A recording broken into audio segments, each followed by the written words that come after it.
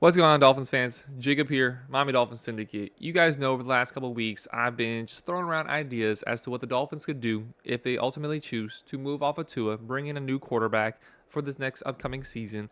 And what I'd like to do today, as y'all see in the title of this video, is look at what it would take for the Miami Dolphins to get the first overall pick and ultimately select Caleb Williams to be the quarterback for the Miami Dolphins. Now, before I get into any of this, I must say that it does look likely that Tua will be the quarterback next year and that they're trying to get a contract done in the offseason to not have that worry looming over to the team going into the regular season next year. But there is still the chance that that does not get done and ultimately the Dolphins have a new guy under center. And today, like I said, talking about Caleb Williams, talking about that first overall pick.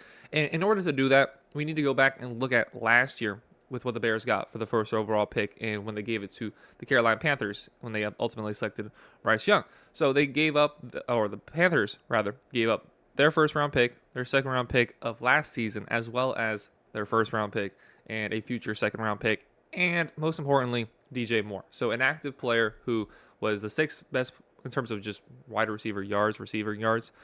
He was the sixth best wide receiver in the NFL this year. So a really good haul. And ultimately, no matter how good Bryce Young ends up being, it looks like that it was going to be a right decision for the Chicago Bears, and no matter what happens, because either they get Caleb Williams this year and the haul they got last year to make this team better, because they still have the ninth pick, so they have two picks in the first round even two picks in the top 10 this year, as well as they still have the potential, if they so choose to, they can move off of this pick and potentially get an even bigger haul for the first overall pick because, barring a miracle, it looks like Caleb Williams is going to be a much better quarterback than Bryce Young. I certainly believe that Caleb Williams is getting a little bit of too much hate, and we see this happen time and time again when it comes to guys who are clear-cut first overall picks. We saw it with Trevor Lawrence. We saw it with Andrew Luck with RG3.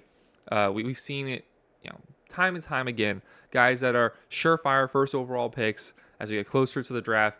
The media likes to try to pull these narratives around. So I still think that Caleb Williams is deservedly the top prospect coming into this draft. So let's take a look at what it would take to potentially get Caleb Williams in that first overall pick for the Miami Dolphins. So just as a baseline, I've put together a very similar package as to what the Miami Dolphins could send off for the first overall pick and getting Caleb Williams.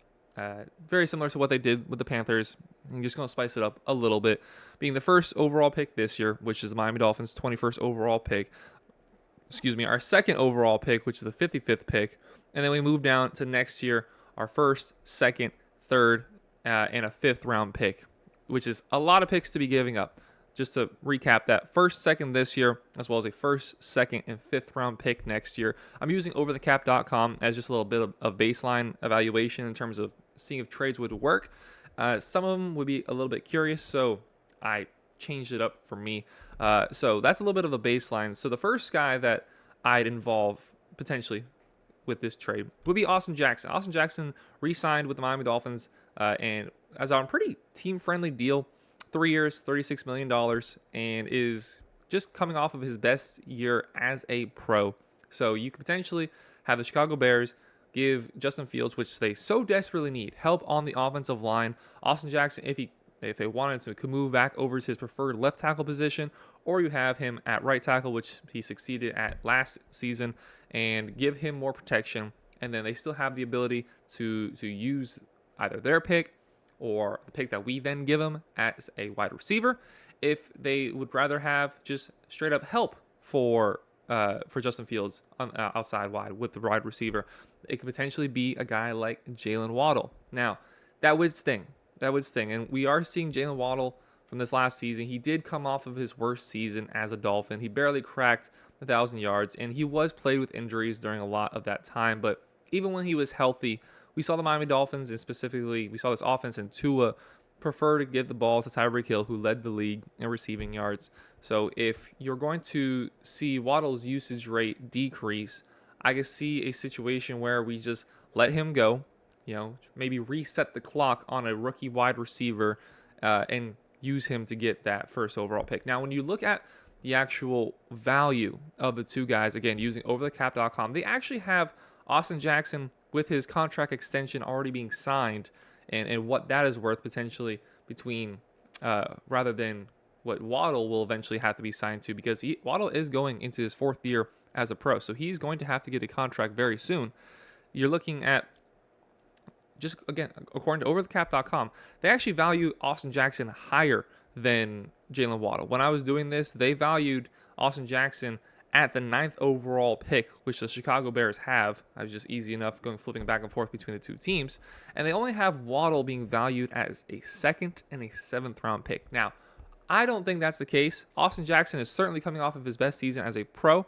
However, I still would value Jalen Waddle in a higher regard, I think, for both teams. So I would alter around the trade package a little bit. Instead of giving them a 2nd round pick and a 5th round pick, or sorry, a 3rd round pick and a 5th round pick. If it was the Waddle package, I believe you could take out that 3rd round pick and put Waddle in. Whereas with the Austin Jackson package, I think you would, potentially take that 5th round pick out and keep it as the 2 1s, the 2 2s, and a 3rd for Austin Jackson. The guy that I think is most easy to plug in just based off of position, but I think the most unlikely would be Tua. Tua is currently valued as a 2nd round pick and a 2026 5th round pick, according to overthecap.com, which, as a Dolphins fan, you kind of cringe at because you look at the season he just had. However, again, same situation, contract year, could potentially earning a lot of money very soon. And also, I just don't think it makes a lot of sense for the Chicago Bears to do this. If you're trading that 1st overall pick, it would be to stick with Justin Fields and give him help, not bring in another quarterback. So that's a situation that I just completely did not even consider as a possibility. I just threw it around in the trade calculator just to take a look at to what it could potentially be. But I think a guy that is very likely that he would be involved, and he's actually currently somebody you cannot plug into overthecap.com for their trades, and that's because he's technically not a Miami Dolphin, and that would be Christian Wilkins. Now, the defensive line was the one strong suit of this team when it comes to physicality. We saw Zach Sealer and Christian Wilkins have 2 of their best seasons. Sealer definitely had his best season as a pro, but the 2 of them together were the most physical bunch on the team, and it hurts to move off of Christian Wilkins. He's a fan favorite. He's a team captain, but they've still yet to sign him to a contract. And the more it drags out, you got to wonder, do they just slap the franchise tag on him again? And then eventually he gets traded, or eventually they let him go, because they seem very reluctant to give him an extension when you've already given guys like Austin Jackson an extension, Zach Sealer an extension. And this is going to be a video that, I make unto itself, talking about the Christian Wilkins situation. But if they're not going to commit to Christian Wilkins, and he is certainly one of the best interior defensive linemen in the game, why not include him in a trade package like this if you're looking to move up and get the 1st overall pick? I think it makes a lot of sense. I think the money would then become a little bit of an issue. The Bears have some money to spend, but they just went out and traded for Montez Sweat, and he's had a lot of success. They signed him to a contract extension. There's a few other pieces on that defense that I know they'd like to get signed, like Jalen Johnson. He's a free agent right now, and he had himself an incredible season. But you could build a very formidable defense with Christian Wilkins at the center. You have him on the interior. You have Montez Sweat on the exterior, and continue to add to that defense with a defensive-minded head coach with the Chicago Bears. So those are the 4 guys that, if the Dolphins choose to do so, I could see them moving up and getting that 1st overall pick, as well as the package, like I said, just as a basis, 2 1s, 2 2s, a 3, and a 5, which is certainly a lot. But when you're looking at a guy with a generational prospect that we see with Caleb Williams, and I genuinely believe he's still a generational product, I would heavily consider doing this. Now, that is a lot to give up, and this Dolphins team is, the one thing you can say about it is this Dolphins team is in a win now mode, and we don't need to be going out and selecting a rookie quarterback to try to build him up as we're trying to build this team up towards a championship. We saw San Francisco 49ers try to do that with Trey Lance, where you have this incredible team around Trey Lance, but he comes in, he's unrefined, and he doesn't get the proper time to develop, or maybe he's just straight up not good enough, and you end up finding yourself having wasted a whole bunch of picks and setting yourself back. Obviously, it didn't matter. They still made the Super Bowl, but that is a risk when you're going out and getting a rookie quarterback. And all the assets you're giving up, it puts the GM's neck on the line, puts the head coach's neck on the line, especially when both of them have attached themselves so strongly to Tua. So all this to be said, I probably would not do this, and I already see people commenting down below, before getting to this point in the video saying that this is stupid, the Dolphins would never do this. Yeah, this is probably not a good idea for the Dolphins to do, but it's not impossible.